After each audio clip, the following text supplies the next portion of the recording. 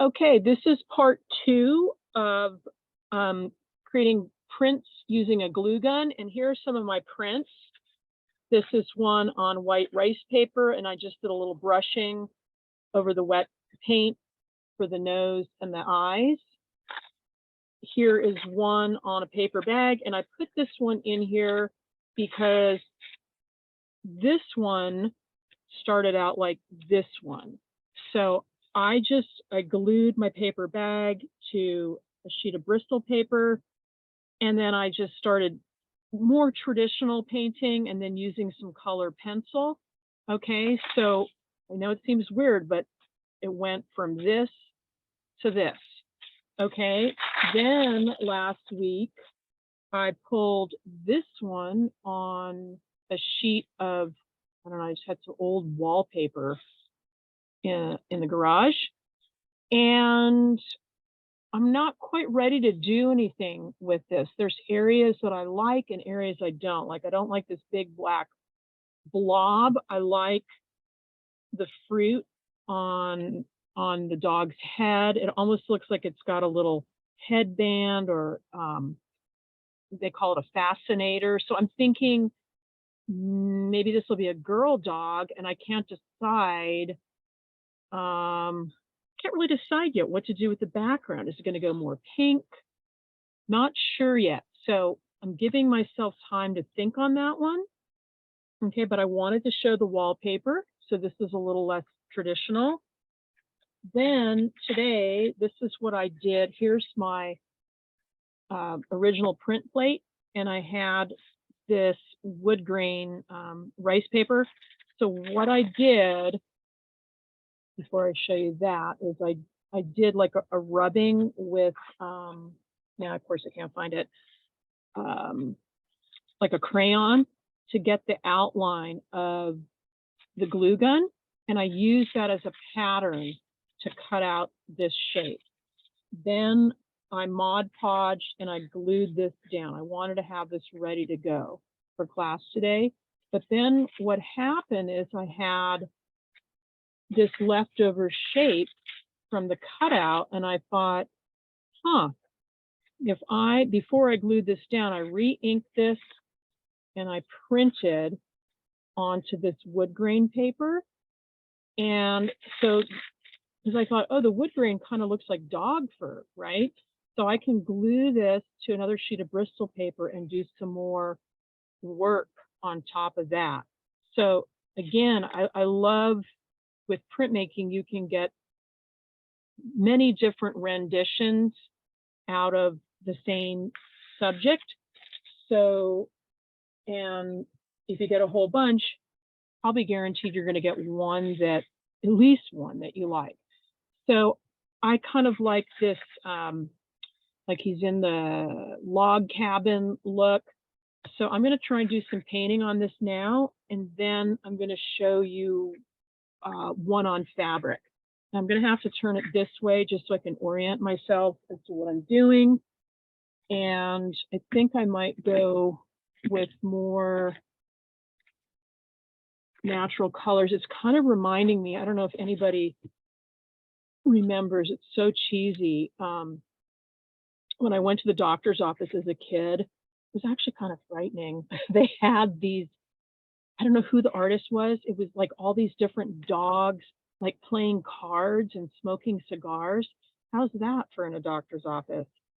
And maybe the doctor thought it was whimsical, but I thought it was really kind of bizarre. So it's kind of got that earthy look. I'm going to go for that look. So I'm putting all these earth tone paints out over here. Okay.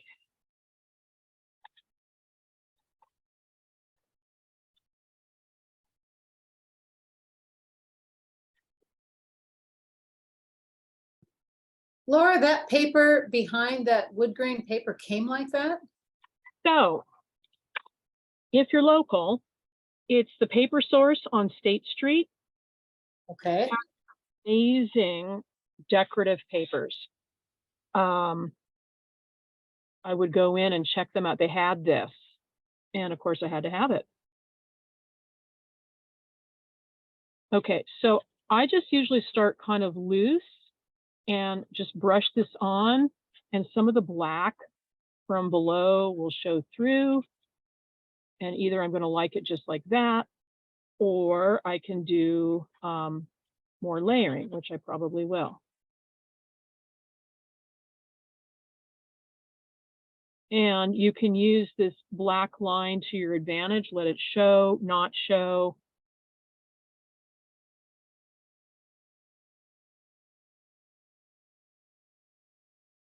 And I'm just kind of going sloppy here. I'm just mixing all these browns together. And I'm going to see what I get here. So I'm using a pretty dry brush and just kind of rubbing it over the surface. And that works well for the dog fur, right?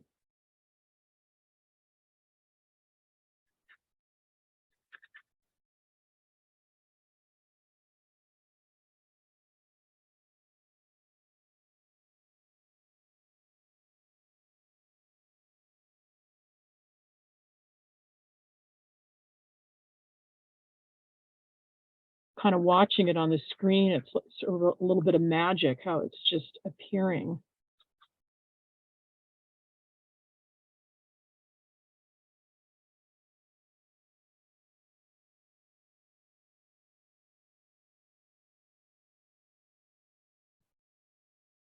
Okay, so then I have choices. You know, I can paint this in. I could put collage material in there if I wanted to.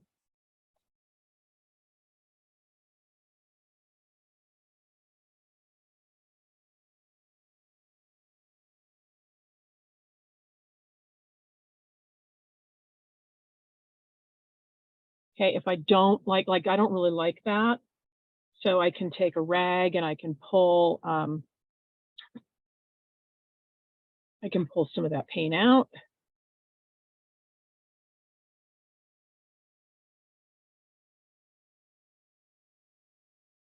I think you got the basic idea here. Just turn it around for a second.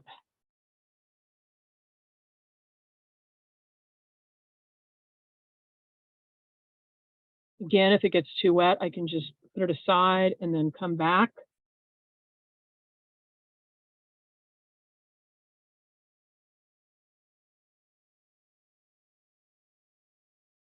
I think it's getting a little goopy in here. I want it to, well, it's better than it was.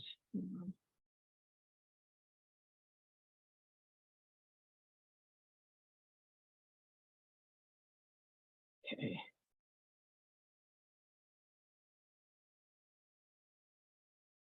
So I can just keep going with this. I'll put a little bit of a collar in there, and there's definitely more I could do. I could come back later and do some charcoal pencil lines on there, almost like fur if I wanted to.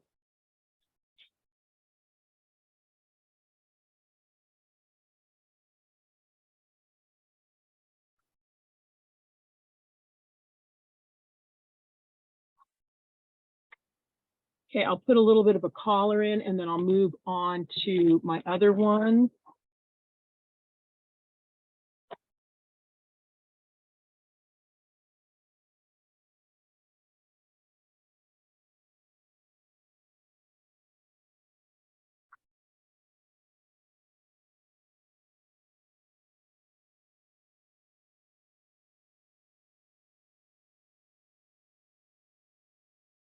So this is somewhat transparent, so that doesn't show up too well on the black paint.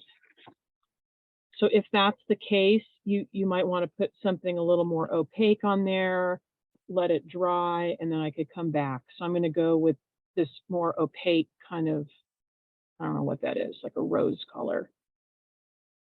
And I could come back later and do a little more work. Not too big on that pink right there. And then I'm still trying to figure out what I'm going to do with the eyes. I could come in here a little more precisely, and I might just leave them black, or I just happen to get a little bit of white there that looks almost like a little reflection off of his eyeball. Okay, so there's that one. Now I'm going to show you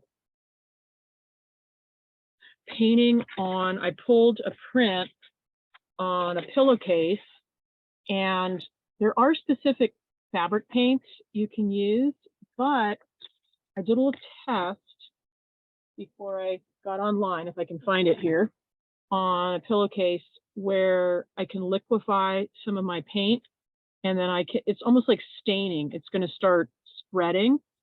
So I tested out, I had high flow indigo, and then I had fluid acrylic, which is a little bit, it's not as fluid, and then I had regular acrylic, and all of them work.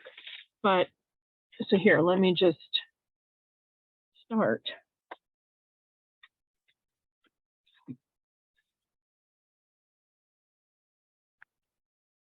I'm going to do this, it's an Indian yellow, and it's a golden fluid.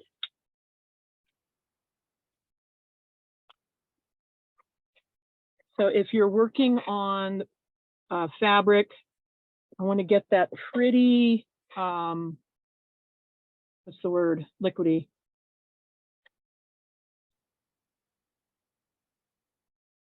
Okay, I think I'm going to go for the eyes. And I just barely touch it, and then the fabric, through absorption, does the work. So the paint will start spreading. Here's another fluid acrylic over here. I'm going to give him green eyes. How did you get that beautiful texture in the black? I just, in here or where? In where everywhere his fur is, it looks, it's just so intricate. Like, is that just fingernails? No, I went over, like I rolled my black paint on and then I think I took a brush and kind of moved it around because it's probably too globby. Like in here, you can see where I really worked it with the brush, and you can see the texture of the brush marks. Because it looks like wavy fur in there. It's so cool. Well, I a little bit of luck, and but that's what's great about on fabric, or even on the rice paper. If you take a big brush and go over your paint after you've applied it, you can get textural marks, like this looks like fur, or it could be wood grain, right? Okay, so I'm going to, you should see the paint spreading here. It's really a lot of water. And this is just a different look. I like it when it's going to kind of bleed beyond those borders. Okay, I'm going to get a little more aggressive, and I think I'm going to do some indigo in the background. This is a high flow, which really is like almost like a dye or a stain. Okay, so I'm barely touching it, and you can see how the fabric is just acting like a sponge. It's just absorbing the paint. I can also play with wetting the fabric ahead of time. You can use you can just wet it with straight, here we go. I'm gonna get it. Wet it first just with water, and then I can drop my paint in.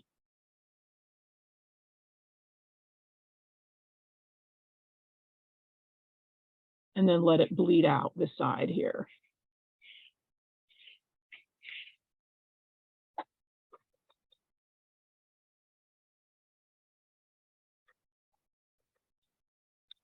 Here, I'll just wet the whole thing. Okay.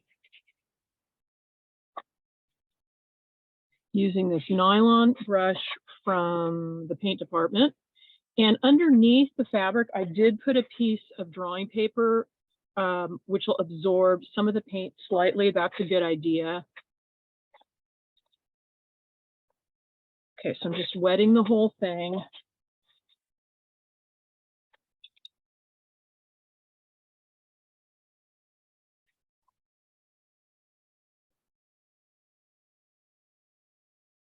Which is nice. It makes the paint spread. Oops, I got some pink in there.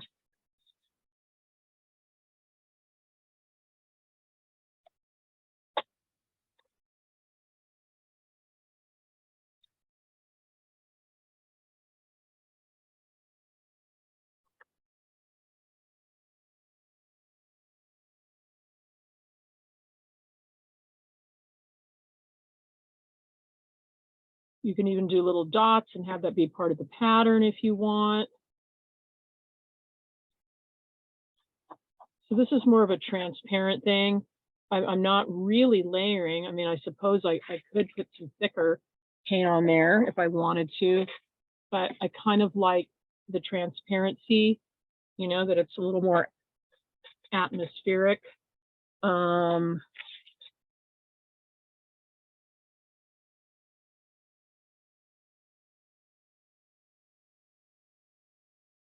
Now that I have this nylon house painting brush in my hand, I realize it's perfect for this.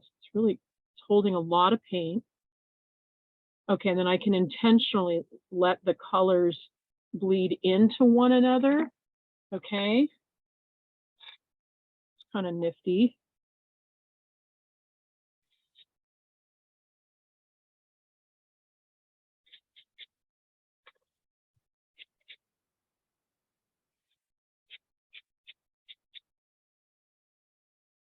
I liked it better before when there wasn't that color down there, but there you go. It looks like he has overalls on. That's super cute. You're right, it does. You are so right.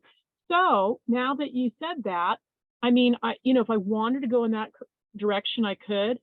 Like I could put Buttons here. His name is Buttons. Exactly. That's so cute. So accidents happen and things change, right?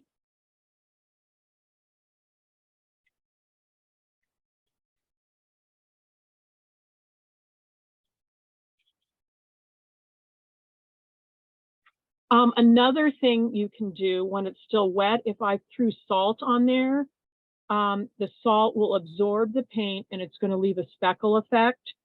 So maybe when I'm done, I'll do that and I'll take a photo so you can see that later.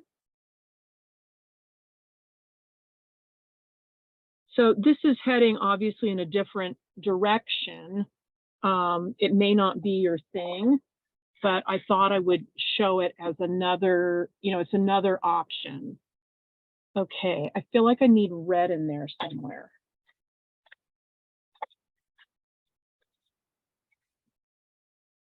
Again, I have to thin my paint down really, really thin. And this is regular acrylic paint, but I can make kind of a wash with that by adding more water. And I'm going to give him just a little bit of a red tongue right there, just a tad. And I like the idea of overalls. That could be fun. Okay, and then maybe I'll make the nose just a little more saturated. I'm going to use this Van Dyke brown, not quite as heavy as black. Again, thinning that.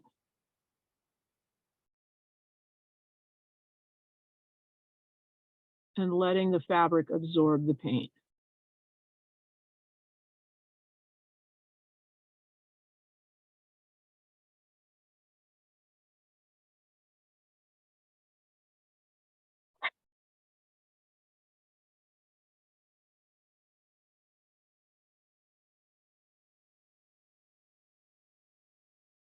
Okay, so I think you've got the basic idea. There's more I could do, and if I want to later come back and have some thicker impasto paint on there, I could. If I want to turn those into overalls, I could. And if you're using acrylic paint on fabric, you can, when it's dry, you could turn it into pillows if you wanted to. It will, I don't know how long it'll last, but I think quite a while. So, okay.